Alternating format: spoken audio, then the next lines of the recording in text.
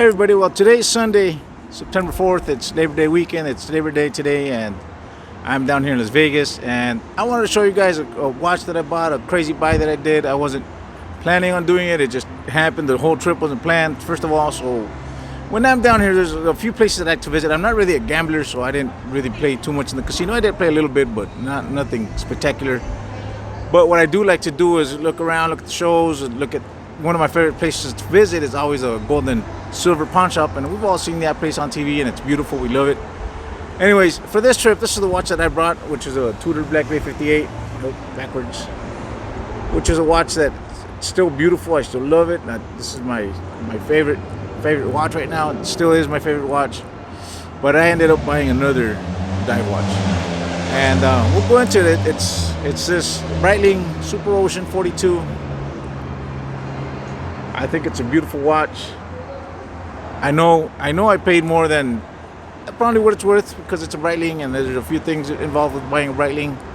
But in this case, it's not so much the watch that even though I didn't pay a crazy amount, I know that Breitling was not gonna hold its value like the Tudor, and I know that a lot of people don't like Breitling. But this is a watch that I bought. It's gonna always have this memory of buying it at the gold and silver pawn shop. You know, that's where I bought it. They gave me a deal. They wanted $3,500 originally for it. I ended up getting it for $2,500, which is not spectacular. I could have bought it anywhere for that price, and I know it's going to depreciate, but it doesn't matter to me because it's more the memory. It's more the having the watch, where I got the watch, this trip. I'm never going to forget this trip, and it is honestly it is a beautiful watch. Obviously it's the Super Ocean 42 millimeter. It's just beautiful. Now, I'm not gonna compare it to the Tudor Black Bay 58. It doesn't compare. Honestly, I know this is a much better watch than this. Even though this has an amazing movement. It's got the 2824 -2 ETA adjusted in 5 positions, so it's chronometer certified. It's a great movement. It's a great watch. It looks beautiful. It's on this rubber bracelet, and I think that's why I got it, because it's a whole different look looking at this watch. And it's 42 millimeters, and it doesn't really wear big.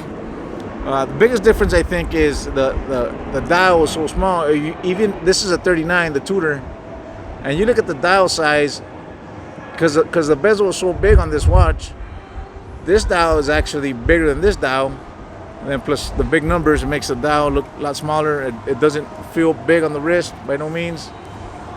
I think I'm doing everything backwards here because I'm trying to do the video and look at the tourists. And so I think for a 7-inch wrist, it's pretty good. Now, I'm not going to compare it to the Tudor. The Tudor's a whole different watch for different reasons, even though they're both divers, and I'll use them. You know, I didn't really need this watch, but when you're in Vegas, you do things you don't need to do. This is one of them. It's always going to have the memory of being a watch that I got here at the gold and silver pawn shop. That's an iconic place. I love it. I walked around with this watch. Now, another thing I want to tell everybody about Las Vegas is, if you guys like spotting watches, this is the place to be. I was over at the old strip yesterday, and man, did I see a whole bunch of watches, a lot of watches, a lot of, different brands, a lot of Rolex, a lot of Cartiers, a lot of anything you can imagine I saw down here. Now let's talk about this watch a little bit and what I think about it. Now, I know here in Vegas, there's ADs for everybody. Some of the most beautiful and more expensive watches are here. I know that on the street that I'm at right now, I'm here at the main strip. I know there's dealers for everybody, for Patek, for Rolex, for Omegas. I know there's a million much better watches than what I bought. But to me, to what I can afford, I'm really happy with this buy. It's just, like I said before, it's just gonna be a watch that's always gonna put a smile on my face.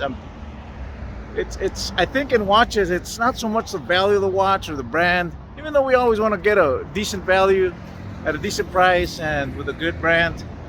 I think it's the memories are what you make of them. A watch is more memories. I think it's more memories than the actual value of a watch. Anytime I bought a watch, there's always something to it. There's nothing. I've never been somebody that just has a lot of money in the bank and I say, well, today I'm gonna go buy any Richard Mille or any watch. It's not like that for me. For me, every watch that I buy, there's a story. Usually I don't have enough money to be able to be buying watches. I always try to buy watches at a good deal, a good price. I have bought really watches. I bought Rolexes for $800. I bought a Rolex for $300 at one time. So I've always found real good deals. But in this case, it wasn't a good deal. I know it, but it was a good deal in the sense that it's a watch that I got and where I got it. Now, in my opinion, just because this watch is as it is right now on a rubber strap, I think it's a watch that it's gonna get a different use than my other divers. It's a watch that I'll be able to wear more as a, I don't know, I want to say as a fun piece more than a diver's piece, but it's not. I can't even explain what I think about this watch. I love the big numbers on it. I love everything about it. It's just a beautiful piece that I'm gonna have in my collection. That it's always gonna have the memory of Las Vegas, and of course, it's always gonna be a watch that when I wear, it's always gonna put a smile on my face because the watch is beautiful, and also because where I got it.